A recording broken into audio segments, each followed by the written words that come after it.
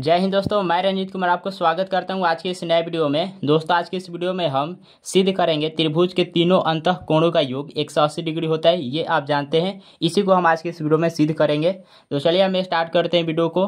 देखिए यहाँ पर एक त्रिभुज दिया हुआ है ABC। इसमें तीन कोण है, त्रिभुज कोण ए, कोण बी, कोण सी। इन तीनों को जोड़ने पर क्या मिलेगा? 180 डिग्री मिलेगा। इसे ही हमें सिद्ध करना है।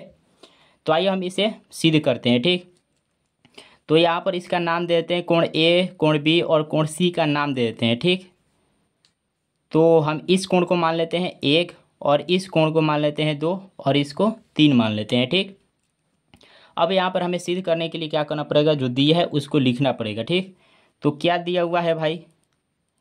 तो यहाँ पर दिया हुआ है त्रिभुज के तीन कोण दिया हुआ है, कोण ए, कोण 2, कोण 3। तो लिखेंगे यहाँ पे तीनों कोण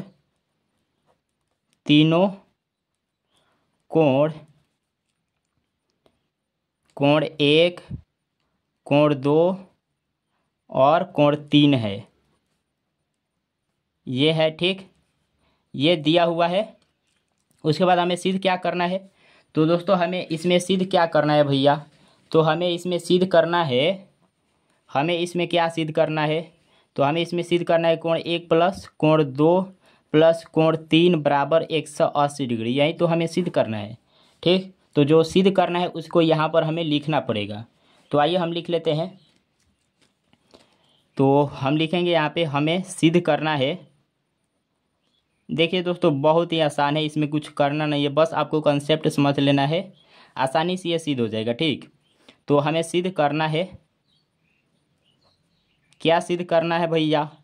तो इसमें हमें सिद्ध करना है कोण 1 प्लस कोण 2 प्लस कोण 3 बराबर 180 डिग्री। यही हमें सिद्ध करना है। तो अब देखिए हमें सिद्ध करने के लिए इस त्रिभुज में कुछ रचना करना पड़ेगा। क्या करना पड़ेगा? रचना करना पड़ेगा। आइए हम रचना कर लेते हैं। ठीक, तो हम क्या करेंगे? BC के समांतर बिंदु ए से होते हुए एक समांतर रेखा खींचेंगे। ठीक, तो हमने क्या किया? शीर्ष ए से एक समांतर रेखा खींच लिया BC के। इसका नाम देते हैं P और Q। तो रेखा हमारा क्या बना? PAQ। ठीक, तो चलिए इसको हम सिद्ध करते हैं। ठीक, रचना हमने कर लिया। अब जो रचना किया है उसको यहाँ पर लिख देते हैं रचना। दोस्तों हमने रचना क्या किया है? BC के समांतर बिंदु ए से होते हुए एक रेखा खींचा है PQ। ठीक, तो यहाँ पर लिखेंगे BC के समांतर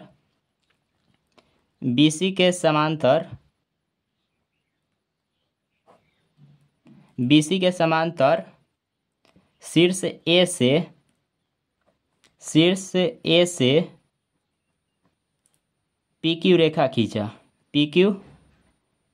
खींचा। ठीक, अर्थात में हम करके लिख सकते हैं, अर्थात में हम क्या लिख सकते हैं? BC समांतर PAQ लिख सकते हैं। जी बिल्कुल लिख सकते हैं, काहे नहीं लिख सकते हैं भैया? तो हमने क्या किया? रचना किया BC के समांतर PAQ। तो जो हमने रचना किया उसको भाषा में लिख दिया। ठीक, अर्थात में हम लिख सकते हैं BC समांतर PAQ। ठीक, अब चलिए अब आप यहाँ पर देख लीजिए, उपपत्ति में लिखेंगे क्या? अब आप देख रहे हैं कि दोस्तों ये जो रेखा है PAQ, इस बिंदु पर तीन कोण बन रहा है। ठीक, कितने कोण? 3 कोण। एक कोण यहाँ पर और एक कोण तो ऑलरेडी बना हुआ है और एक कोण यहाँ पर। तो इसका भी हम नाम देते हैं, इसका नाम देते हैं कोण 4 और इसको नाम देते हैं कोण 5। क्योंकि दोस्तों हमने यहाँ पर 3 तक ख़त्म किया था, तो यहाँ से हमें शुरू करना पड़ेगा 4 5 से। तो हमने 4 मान लिया एक कोण को और दूसरे कोण को मान लिया 5। ठीक, तो अब आप जानते हैं दोस्तों या नहीं जानते हैं? तो चलिए हम आपको बता देते हैं क्या होता है दोस्तों कि एक रेखा के किसी बिंदु पर एक साइड ऊपर या नीचे कितना डिग्री का कोण बनता है? 180 डिग्री का कोण बनता है। ठीक, ये आप लोग जानते हैं तो अच्छी बात है, नहीं जानते हैं तो जान लीजिए। एक रेखा के किसी बिंदु पर एक साइड 180 डिग्री का कोण बनता है। ठीक, अब दोस्तों इसको चाहे कितना भी भाग में हम डिवाइड कर दें, सभी को जोड़ने पर 180 डिग्री ही आएगा। ठीक, तो बिल्कुल इसी तरह से यहाँ पर है, ठीक। देख रहे हैं आप पी क्यू रेखा के बिंदु ए पर यहाँ पर 3 कोण बना हुआ है और एक साइड में कितना होगा, 180 डिग्री होगा। मतलब इन तीनों कोण को जोड़ेंगे तो 180 डिग्री हमें मिलेगा, ठीक। तो चलिए यहाँ पे हम उपपत्ति में लिखेंगे, उपपत्ति में लिखेंगे रेखा पी ए क्यू के बिंदु बी पर, बिंदु बी नहीं, बिंदु ए पर, बिंदु ए पर बने कोणों का योग, बने कोणों का योग,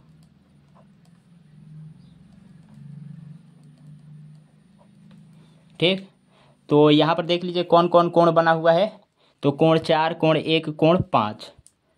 लिखेंगे कोण 4 प्लस कोण 1 प्लस कोण 5, इन सभी को जोड़ेंगे तो 180 डिग्री मिलेगा, ठीक। अब यहाँ पर देख लीजिए, इसको हम समीकरण मान लेते हैं 1। क्या मान लेते हैं, समीकरण 1 मान लेते हैं।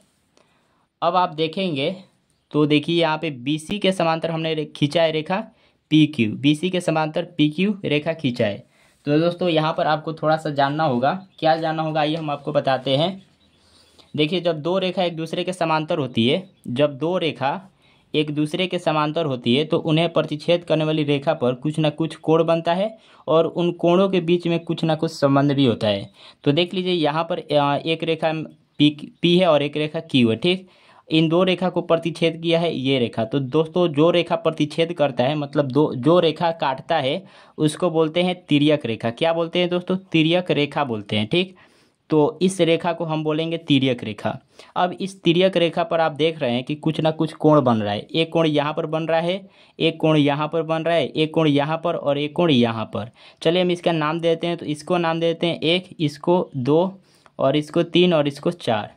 तो इनके बीच में संबंध क्या होता है, आइए हम जानते हैं। तो देखिए कोण 1 बराबर कोण 4 होता है, कोण 1 बराबर कोण 4 होता है, कोण 2 बराबर कोण 3 होता है, ठीक।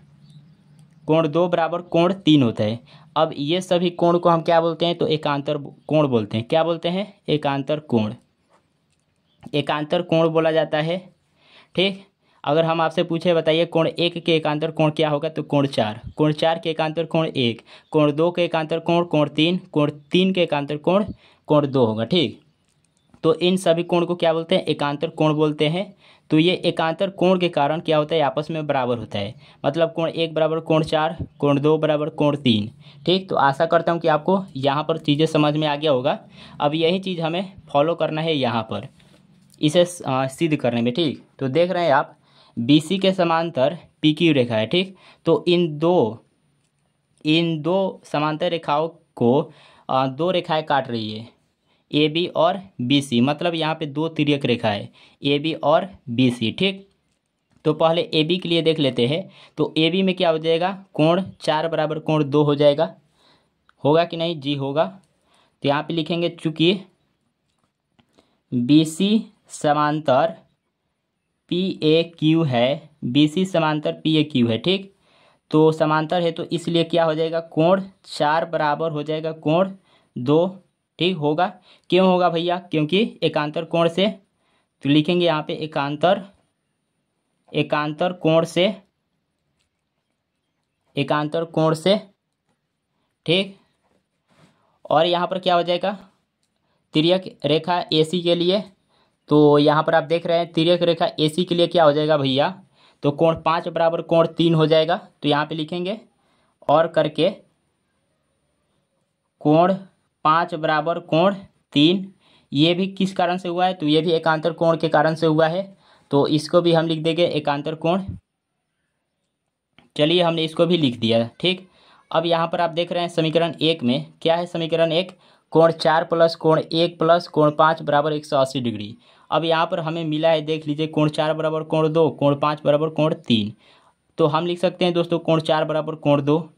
कोण 4 की जगह पर हम लिख सकते हैं कोण 2 और कोण 5 की जगह पर कोण 3 लिख सकते हैं।